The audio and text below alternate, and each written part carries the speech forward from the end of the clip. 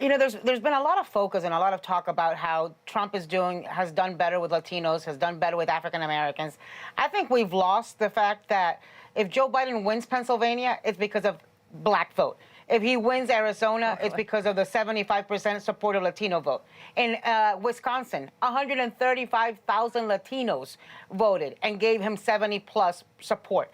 So you know, and there's stories that I think we're missing.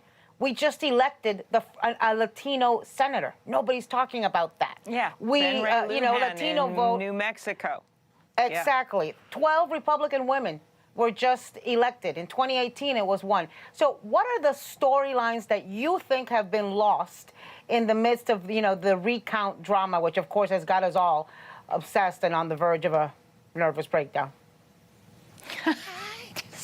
Remember, patience. I know that's not your middle name, Anna, but we knew this was going to take a while to count, and I just love the way Joe and Kamala are leading us through that. But as for the untold stories, just what you said, when you look at what's happening in Georgia, that's because of changing demographics there. That's because of the work Stacey did to make people step back and think, wait a minute. And we now are looking at maybe not just one runoff in January, and I just spoke to Reverend Warnock this morning. He gave me a call, and possibly two. Then you go over to Arizona, where the Hispanic population is now nearly 1/3. It's over 30%. There is just no way those changes would be happening, and that we would see a Democrat potentially winning the presidential as well as both Senate seats, Senator Sinema and now what will be Senator Kelly. This would not be happening if it wasn't for the changing demographics. And then, as you noted, in Detroit, in Milwaukee, in Philadelphia, the African-American turnout was key. And then finally having a African-American vice presidential candidate. So to me, this means just really exciting things for the way our country is changing and the way our politics is changing. But of course, that has to be accompanied by policy changes as well.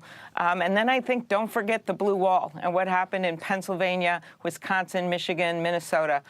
So many people thought it was going to be impossible to bring that back after Donald Trump went and won a number of those states and came close in mine. Major, major changes is what you're seeing, that we have Democratic governors there now, and that was the precursor to the wins for Joe Biden in 2020.